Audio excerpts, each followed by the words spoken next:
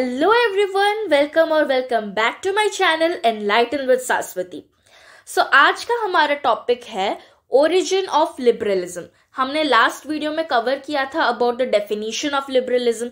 What is actually liberalism? अगर आप वो वीडियो नहीं देखे हो तो आप आई बटन पे क्लिक करके वो वीडियो देख सकते हो.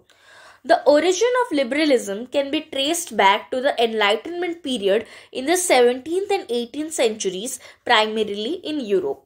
इसका मतलब ये है कि लिबरलिज्म मोस्टली 17th और 18th सेंचुरीज के टाइम एग्जिस्टेंस में आया था.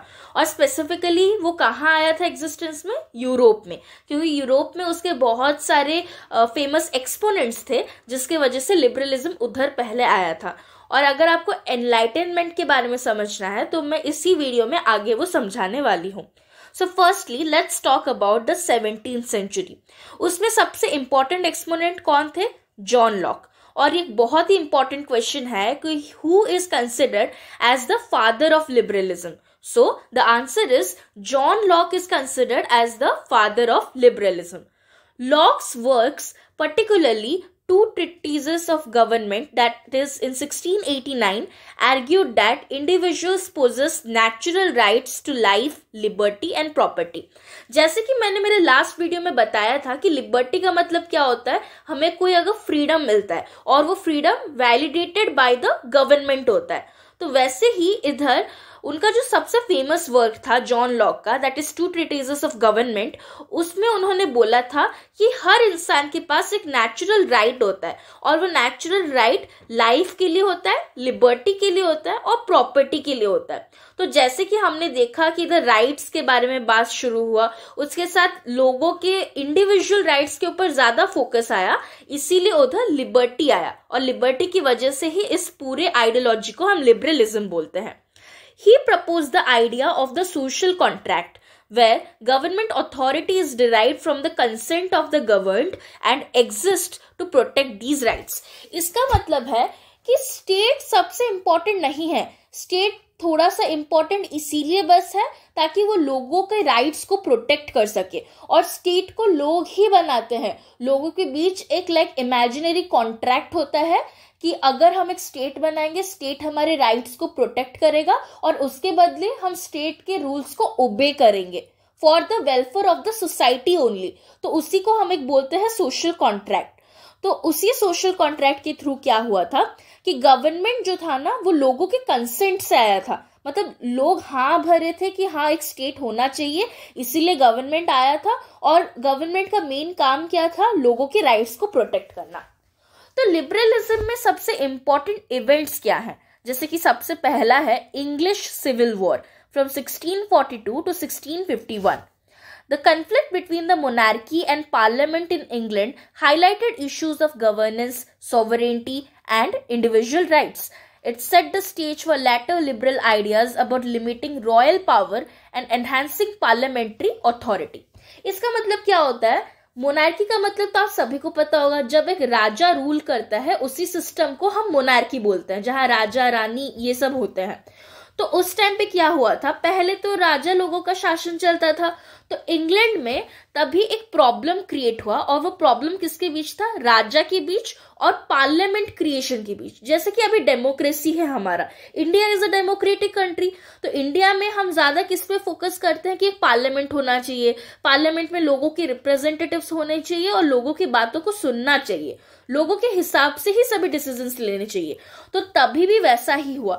इंडिविजुअलिज्म के ऊपर ज्यादा फोकस किया गया, मतलब इंडिविजुअल राइट्स के ऊपर, कि लोगों के राइट्स हैं कि वो अच्छे से जी सकते हैं.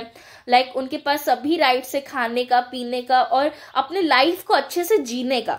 ये सभी राइट्स उनके पास है. लेकिन राजा जो क्या होते हैं, राजा क्या करते हैं? अपने हिसाब से सब कुछ चलाना चाहते हैं. तो इधर वही प्रॉब्लम हुआ. इधर कन्फ्लिक्ट किसके बीच आया था? राजा के रूल और जो लोग अपने इंडिविजुअल राइट्स को चाहते थे कि एनहांस हो सके, उन दोनों के बीच में प्रॉब्लम आया था. फिर इसके साथ साथ और एक इवेंट है glorious revolution which was occurred in 1688. The peaceful overthrow of King James II in favor of William II and Mary II established constitutional monarchy and parliamentary sovereignty in England. The subsequent Bill of Rights, that is in 1689, laid the groundwork for many liberal principles such as the rule of law and individual rights. तो इधर तुम देखोगे जितने भी events liberalism से related है उन सब में इंडिविजुअल राइट्स के ऊपर ज्यादा फोकस किया गया था. जैसे कि इंग्लिश सिविल वॉर में एक पार्लियामेंट्री गवर्नमेंट के बारे में ज्यादा बात किया गया था. पार्लियामेंट्री गवर्नमेंट से लिबरलिज्म कैसे प्रमोट होता है, क्योंकि पार्लियामेंट में लोगों के राइट्स के ऊपर फोकस किया जाता है, तो इनडायरेक्टली उधर लिबरलिज्म भी प्रमोट होता है. वैसे ही ग्लोरियस रेवोल्यूशन में क्या हुआ, मतलब उधर ना बहुत सारे किंग्स को ओवरथ्रो किया गया और उधर एक कॉन्स्टिट्यूशनल मोनार्की बनाना चाहते थे और पार्लियामेंट्री फॉर्म ऑफ गवर्नमेंट लाना चाहते थे. क्यों? कॉन्स्टिट्यूशन से क्या होगा, लोगों के राइट्स अच्छे से अश्योर होंगे कि लोगों को राइट्स मिलना चाहिए करके उनके राइट्स को ज्यादा इंपॉर्टेंस दिया जाएगा. तो एक कॉन्स्टिट्यूशनल मतलब एक लिमिटेड गवर्नमेंट होना चाहिए जो कि लोगों के वेलफेयर के लिए ही काम करे, और उसके साथ साथ एक पार्लियामेंट्री फॉर्म ऑफ गवर्नमेंट भी होना चाहिए. तो इस टाइम में जो एक बिल ऑफ राइट्स आया था जिसमें लोगों के राइट्स के बारे में ज्यादा बोला गया था, वो लिबरलिज्म के एक स्ट्रॉन्ग फाउंडेशन को ले डाउन किया, जिससे कि इंडिविजुअल राइट्स के ऊपर ज्यादा फोकस आया. वैसे ही जब हम 18th सेंचुरी के बारे में देखते हैं तो सबसे पहला चीज है एनलाइटनमेंट थॉट. जैसे कि मैंने शुरू में ही बोला था कि liberalism is all about enlightenment. The Enlightenment was a cultural and intellectual movement emphasizing reason, science, and individualism over tradition and religious authority. Thinkers like Voltaire, Montesquieu, and Rousseau contributed to ideas about liberty, equality, and democratic governance. तो पहले हमें समझना होगा कि Enlightenment का मतलब क्या होता है.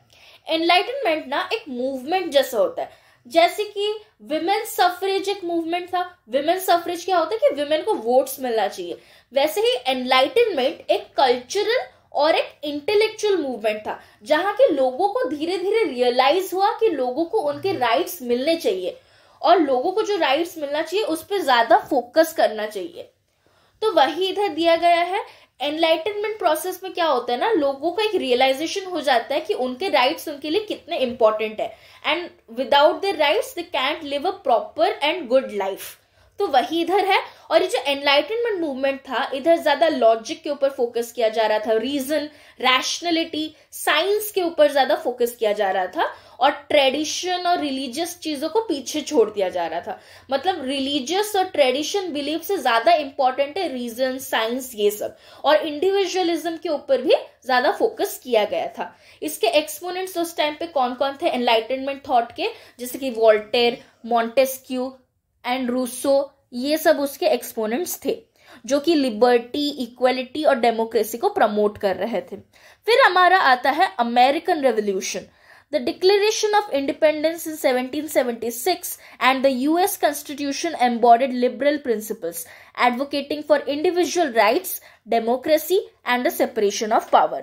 तो वैसे ही जो 1776 में यूएस में डिक्लेरेशन ऑफ इंडिपेंडेंस आया था और यूएस में कॉन्स्टिट्यूशन आया था, उसमें भी लिबरलिज्म को बहुत प्रमोट किया गया था कि लोगों को उनका राइट्स मिलना चाहिए, लोगों के इंडिविजुअलिज्म को हमें प्रमोट करना चाहिए ताकि हम इंडिविजुअल राइट्स पे भी फोकस कर पाए और डेमोक्रेसी पे भी फोकस कर पाए. उसके बाद आता है French revolution. The French Revolution in 1789 advanced liberal ideas of equality, citizenship and secularism despite the ensuing turmoil and radicalism. इसका मतलब क्या है, जो मतलब ये फ्रेंच रेवोल्यूशन में बहुत ही रेडिकलिज्म था, मतलब एक एक्सट्रीम फॉर्म को जाके उधर बहुत सारे रेवोल्यूशंस होते थे. लेकिन उधर भी हम जैसे जानते हैं कि फ्रेंच रेवोल्यूशन का सबसे इंपॉर्टेंट स्टेटमेंट क्या था, लिबर्टी, इक्वलिटी एंड फ्रैटर्निटी. तो फ्रेंच रेवोल्यूशन एक बहुत ही इंपॉर्टेंट इवेंट है जिसने लिबरल आइडियाज को प्रमोट किया था, जैसे कि इक्वलिटी, सेक्युलरिज्म, ये सब. So, these intellectual developments and historical events laid the foundation for modern liberalism, emphasizing individual freedoms, limited government and democratic governance. So ये सब जो है, जैसे कि 17th सेंचुरी में जॉन लॉक जो थे, who is considered as the father of liberalism, फिर English Civil War, Glorious Revolution, Enlightenment thought, American Revolution, French Revolution, ये सब ने लिबरलिज्म को प्रमोट किया और एक लिमिटेड गवर्नमेंट लाया, जिससे क्या होता है, लोगों के राइट्स प्रमोट होते हैं और लोगों का वेलफेयर होता है। इसके साथ साथ डेमोक्रेसी भी एग्जिस्टेंस में आया था। So that's all about today's video. इसमें हमने पढ़ा कि लिबरलिज्म का क्या हिस्ट्री था, वो कैसे ओरिजिन हुआ। हम नेक्स्ट वीडियो में पढ़ेंगे कि क्या लिबरलिज्म और कैपिटलिज्म सेम होता है, और अगर नहीं होता है तो उन दोनों में डिफरेंस क्या है। अगर आपको कोई भी डाउट है देन आप कमेंट सेक्शन में पूछ सकते हैं। Thank you.